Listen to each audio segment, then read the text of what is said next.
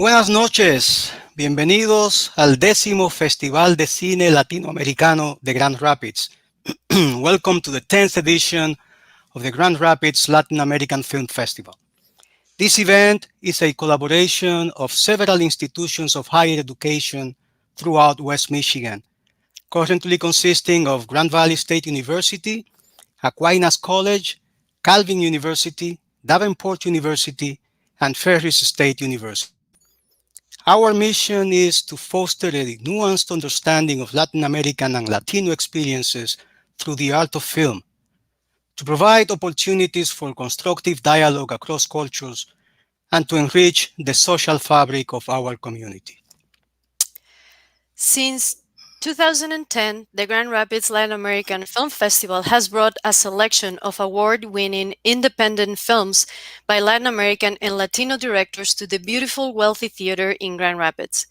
To celebrate our 10th anniversary, we had planned several activities, including live music, dance, and a red carpet ceremony, in addition to authentic Latin American food provided by small businesses in the community, which has been a tradition of the festival since its inception.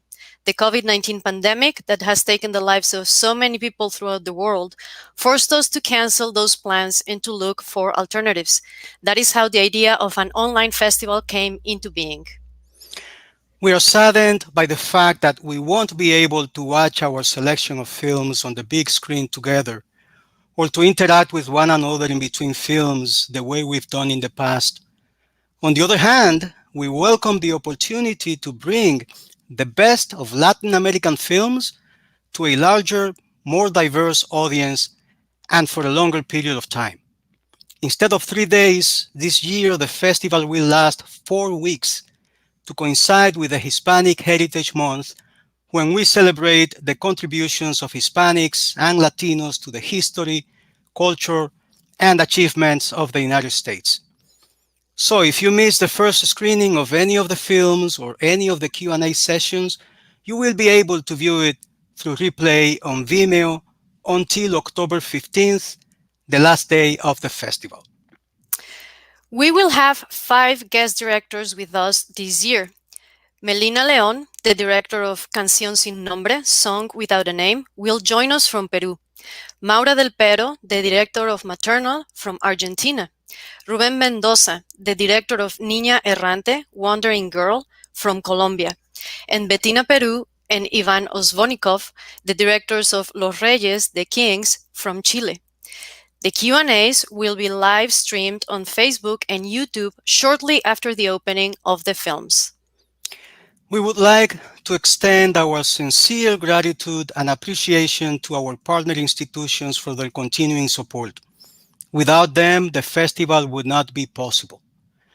We also want to thank the Michigan Council for the Arts and Cultural Affairs for supporting our plans to bring even more cultural opportunities to our community. This year, we started a pre-festival series of monthly Latino and Latin American films focused on social justice. Even though we will not be able to offer you food this time, we would like to thank the small local businesses here in Grand Rapids who have supported us throughout the years. El Granjero Restaurant, Donkey Taqueria, Martha's Vineyard, the Pita House, and Burton Market. Our organizing this event required months of hard work, and we are so fortunate to have benefited from the commitment and dedication of an enthusiastic group of volunteers. Our utmost thanks to the members of the organizing committee. Wherever you are now, please stand up to be recognized when we call your name. Just kidding, guys, you don't have to stand up. So we start with David Stark from Grand Valley State University. Stefan Beder from Aquinas College. Eric Warner, who will be with us shortly, from Ferris State University. Jackie Davila from Davenport University.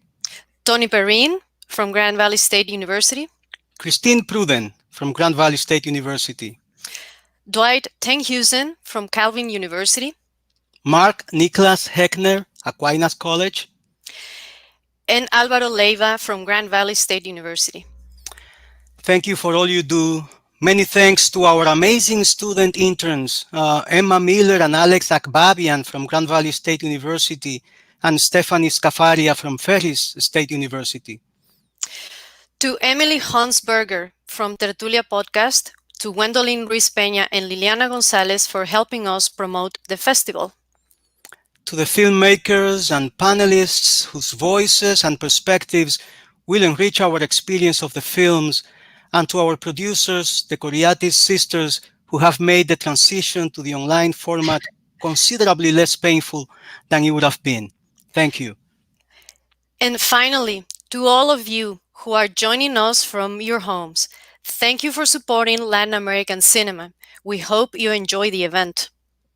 And now, to present tonight's panelists, para presentar a nuestros panelistas de esta noche, we leave you with Eric Warner from Ferris State University. Hello, my name is Professor Eric Warner, and I'm from Ferris State University, and I'd like to present the moderator for tonight, who is also from our university, and her name is Kaylee Moreno-Burke, and she is the Executive Director and founding member of the Center for Latino Studies at Ferris. And we have 3 students who will be accompanying us as well. One is Danny Caracheo, a legal studies student at Davenport University, and immigrant rights organizer with Michigan United. We have another student who joins us from Ferris State University and is studying in the Business Administration program, and a third student who will be joining us in tonight's discussion. So without further ado, I'd like to pass it on to the moderator, Kaylee Moreno-Burke, and our 3 student panelists. And bienvenidos al festival. Awesome. Thank you so much, Eric. And what a pleasure it is to be here tonight and have such a powerful conversation at the start of Hispanic Heritage Month, and a great way to uplift some of the voices that sometimes don't get heard in the media and the experiences that we don't always talk about. So I'm really excited to be here tonight, excited to be amongst this amazing group of panelists that I have a pleasure of knowing through different walks of life. And so first of all, I want to say, what a crazy school year you all are going through. And so thank you so much for taking time out of your busy lives and navigating all the different systems that you have to navigate in life in general. But then on top of it, navigating all the new university systems as well. So thank you so much for your time. And what a powerful film for us to be able to discuss about your lived experiences as well. So first, I just want to ask, what inspired you to participate in this panel tonight?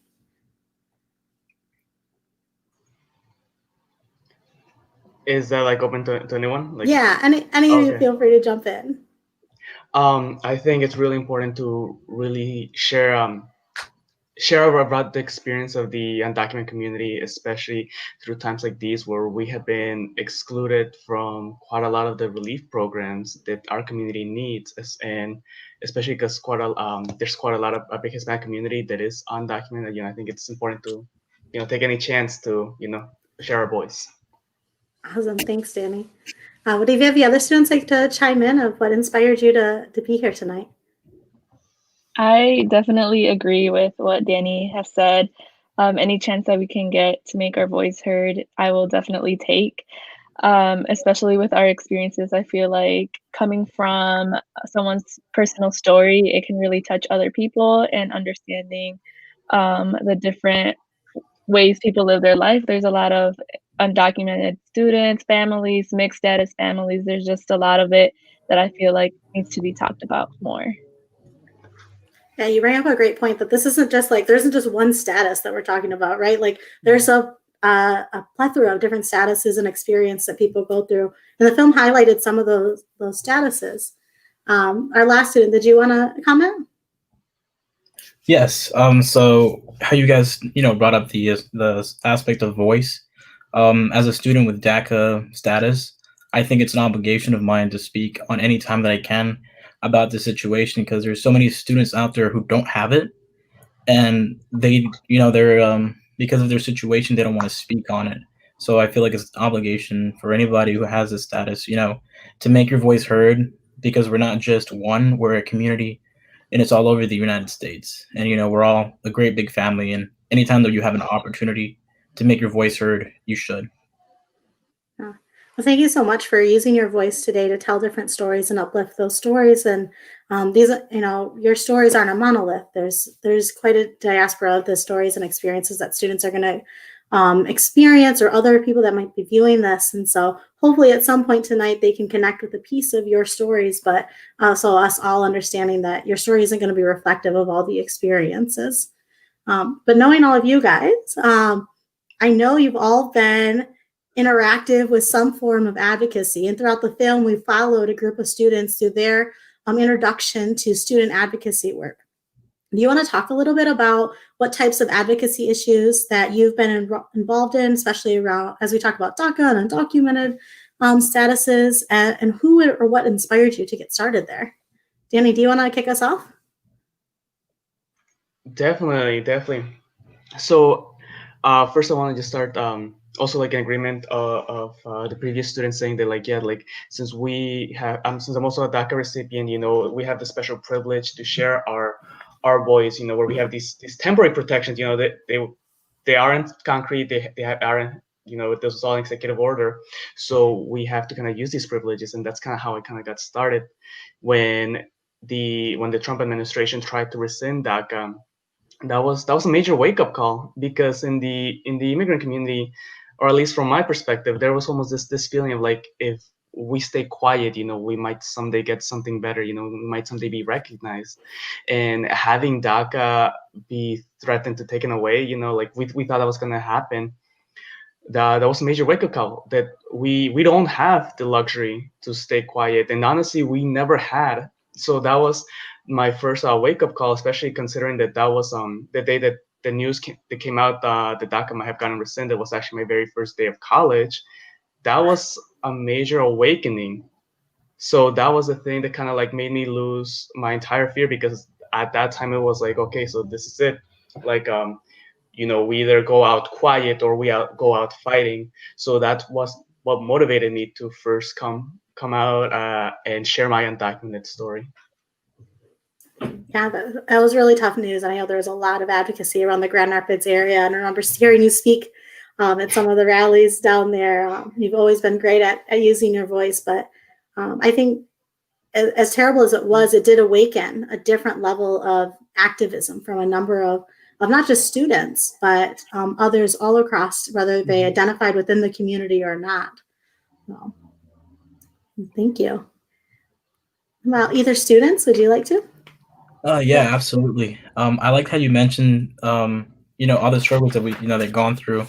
And I think it's just important to highlight that the way I see it is that this is our struggle now, but the generation before us, how we got here, our parents, the sacrifices that they make, again, like I said, is an obligation for us to do our part. Now, how my parents will always say is, remember where you come from. And even though you're here, you're not really here. So it's important that, like you said, we're not technically, we have certain protections, but they're not permanent, and they can be taken from us very easily. So it's important, as much as we can, to advocate, to be an advocate for these situations and speak on them on behalf of other individuals who are facing the same thing, and to don't feel like their voice is being heard or don't have the resources to make their voice heard. Yeah, absolutely. I also want to go in. I started to advocate more than before when I started realizing that my family was different from my friends' families and stuff when I started to apply to college.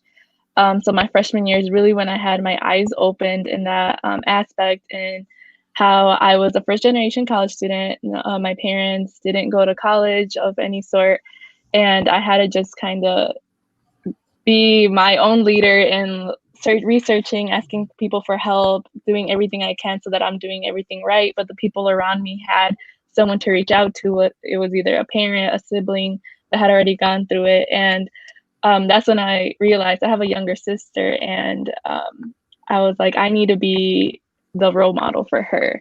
I want to be able to help other students, not only for my family, but other students on campus, if I can, other students in other campuses that are struggling through the same thing.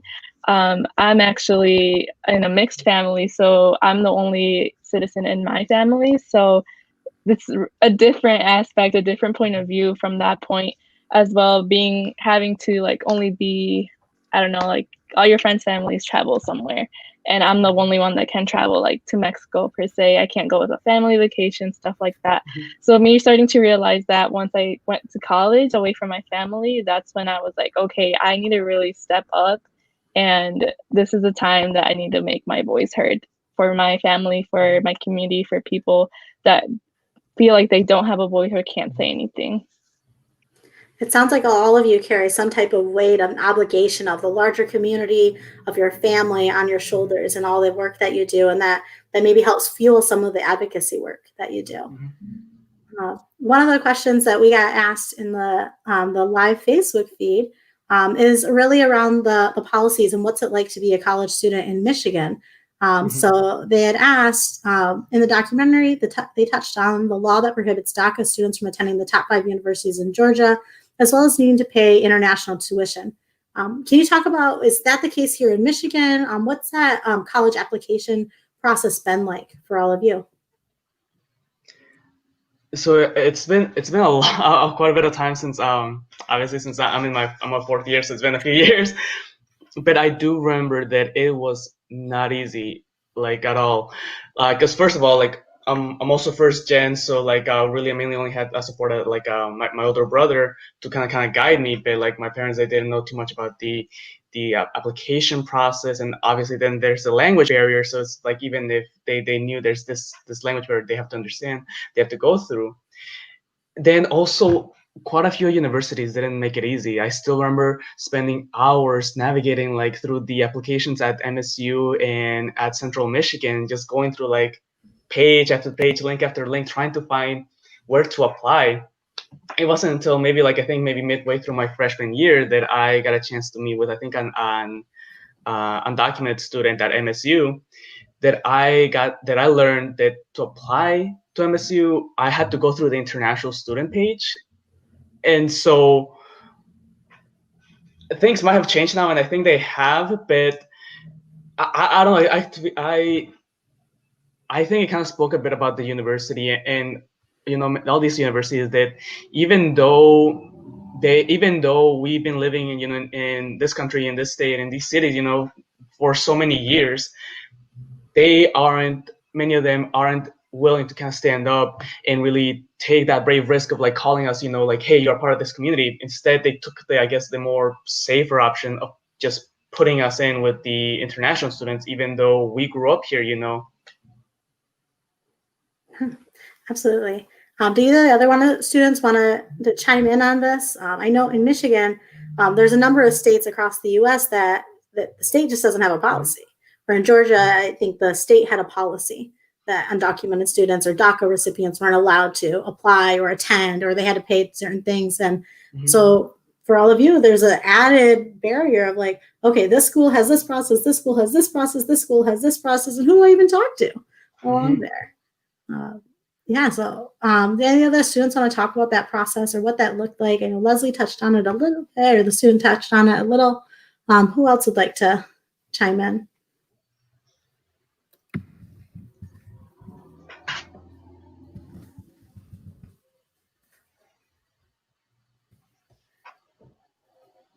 If not, I know we talked a little bit about the Michigan policy, a little bit. If anyone else has questions on it, please continue to add them in the live chat. We'd be happy to continue to talk about those. But in the film, they got to know about the DACA policies a little bit, and you guys have touched on it a little bit, but can anyone talk about like what does DACA mean to you, and what does the continuation of it currently mean to you in your educational path? Sure. I can speak a little bit on that. To me, I think for the first thing that I can say about it is it's a blessing, because it's the first time that we've been able to actually have some form of representation. We have the certain abilities now that we can, or having a driver's license, having a temporary social security card so you can fill out your taxes, going to school. So there are certain things that it basically gives you the opportunity to. It's just that a lot of people they think, oh, okay, so you have a social security number, So that means you're a citizen, right? Or you can do everything else that other people can. But it's not. It doesn't work like that. So like filling out for FAFSA, that's very difficult. And a lot of scholarships, they want you to have a FAFSA on file. And one of the things that I used to do when I was getting ready to go to school is going through those scholarships and going at the very bottom and reading the requirements, because that's how we technically look at that. Is, do you need a FAFSA, and do you need to be a U.S. citizen? And about 75% of scholarships were out of the door because of that.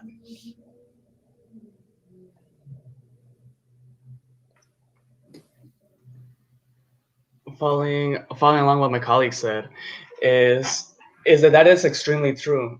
After my freshman year, still under kind of like the fear that they might take away DACA, I actually spent the summer of after my freshman year to travel across the country to meet different undocumented activists.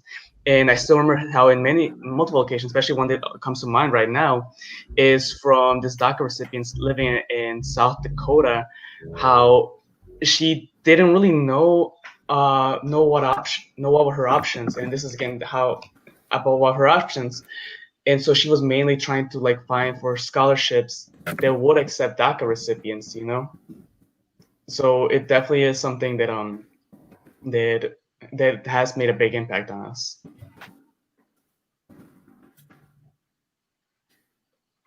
That is navigating different policies and systems every which way and turn. It sounds like just continues to be a barrier, no matter what the different policies are. And if you went to a different state, it'd be a whole different policy and a whole new system to learn. I'm really glad there's been a lot more advocacy groups that have picked up in the last couple of years to put out different resources and maps that are keeping students more up to date. I think one of the coalitions is the Michigan Undocumented Coalition, which is a group of local advocates helping to track that information. And now there's a whole statewide student group where students can get together and share that voice. How have you connected with other DACA students or undocumented community members on your campuses? So prior to coming to college, because I'm from out of state, so for where I'm from, it's a lot more common for individuals to be DACA status. And the way we connected was that we had different individuals from, it was about 5 different countries, and all of them had DACA status, including myself. And the way we connected was we belonged to certain organizations that the school considered elite. So whether that was having over 250 community service hours or being in the top 5% of the school, that really was the community of DACA recipients, was the top 5 and 10% of the school.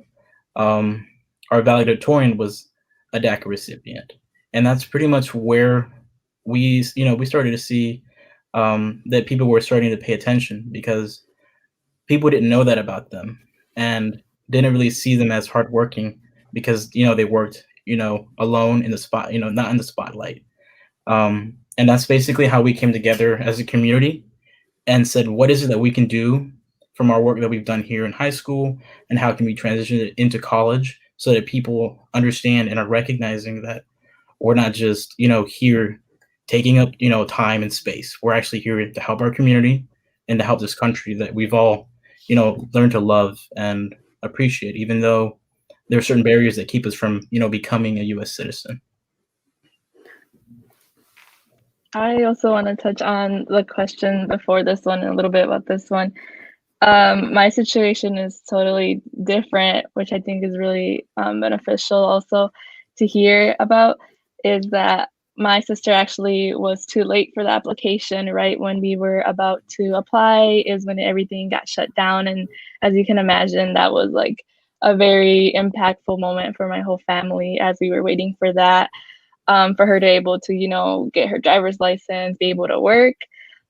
She just graduated. She's a senior in high school. She just graduated this past spring. So like I said, she sees friends from all over applying to school, getting their driver's license, doing driver's ed.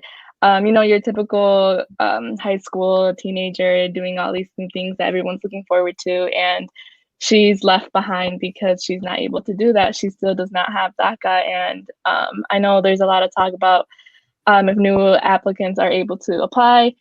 We haven't heard anything about that yet. We have talked to several people, but we're just waiting on that. Yeah, we can apply and right away start applying. So that's how it's impacted my family in that way. And after that, I started connecting with a lot of people, local people like Danny. I've talked to him a couple times, and we've actually gone to events together and stuff. And that's why I'm like the face of my sister, if I can say it that way, since she can't really go out, and show herself like that, but I can as a U.S. citizen, so that's why I'm here. Yeah, it sounds like you've really helped to use your voice and be out there. And a term that I know was thrown around a lot is that students were in the shadows for such a long time. And it's really great that you've been able to use your positionality and your privilege to help uplift the voice and the experience of others in your family and your sister. Mm-hmm. Danny, did you want to chime in? Yeah, I also wanted to, before answering the second question, I'm also going to answer real quick the same one that expand on the one that my colleague said. That excellent point, and that this is exactly why it's extremely important for all of our citizen allies, all of you who can vote, to go out and vote, because all of you are right now our voice. We can share, make as many interviews, we can make as many protests and everything, but with the final finishing point, the final thing, the final mile in this race is all of you going and voting, being our voice at the polls. Because one thing that we've learned from our current leadership is that, that they have ignored the Supreme Court, because this issue was resolved back in, I think it was in June 18 of this year, where the original decision to rescind Daca was supposed to be repealed, was supposed to be removed, as it almost never happened. And that should have allowed for new initial applicants. However, the current administration still put it in the back burner and essentially ignored the Supreme Court. So that is why we cannot allow for this leadership to continue to a second term. So we ask, so if I have a major ask for all the citizens who are watching, is to please go out and vote for elected officials, for candidates who will support us, the immigrant community, because we're kind of on the back foot, especially through times like this during the pandemic, where we have been excluded. And then onto this other point real quick about connecting. I think part of that was kind of just word of mouth, because as another one of my one of the other panelists mentioned, was that basically yeah, we are kind of living in the shadows. Sometimes it's kind of scary to speak up, especially concerning the culture as one university or another. And that's why I would also say that it's important to use language. Language often highlights, the values of a person. Someone that maybe uses the word illegal, we're a bit more likely to be iffy about, whereas someone that uses the word undocumented, at least we know that they are at least familiar with the struggle. I think you really lead us into, we're about to close our conversation. The time's gone by so quickly. But one of the last pieces I want to ask each of you is, what is one thing that you hope that people take away from this film or take away from this conversation tonight? Student from Ferris State, do you want to start? Yeah, I could go hours talking about what I want to say to everyone, but definitely, like Danny touched on it, please go out and vote, make your voice heard. I know myself as a U.S. citizen, this is what I strive for. I want to be able to be the voice for my family, for other families, for my friends' families, for my community as a whole. So definitely please go vote. This is a big year to make change happen. There's been a lot of things going on this year. It's crazy, but let's just make it better. Let's finish it off strong. And please be open-minded to everyone's stories. Please listen, and please put yourself in other people's shoes as well. Just be an open ear. And yeah, that's basically it. Like I said, I could go hours, but let's keep it short. Yes, I know there's so much we want to say. Student, do you want to wrap up with your last words? Yeah, sure. For me, I think what's important is that remember that no matter who you're talking to, remember, they're in an individual. Daca is honestly just a piece of paper. That's all it is. You know, being a U.S. citizen is just a form of document. Remember that they're an individual. So no matter who you talk to, what story they have, always respect them, no matter who they are and where they come from. I think that's such an important message, especially going into this election year. Danny, do you want to take us home? Yeah. So if I will have one thing to say to finish up at least my section is in the speaking as myself, as Danny, I would say that I think it's also time that we continue the movement and expand to new ways of thinking. And I would argue that one new idea that we should maybe be looking into is concepts of like reconsidering what does citizenship mean and what if the values of maybe an open border society. Because if there's one thing that we're learning right now, especially through the times we're entering an area of natural disasters, is that people will be fleeing their home, fleeing instability to find safer new homes. So it's really time that we start considering and having this discussion, and along with voting, go and vote. What a great conversation, and such wise words from our student leaders, our future, our current leadership across the country. So please, everyone, go vote. Make sure you fill out the census. And thank you all so much for your time. Good luck with your studies this year. And I'm going to throw it back to our committee. Thank you so much for your time.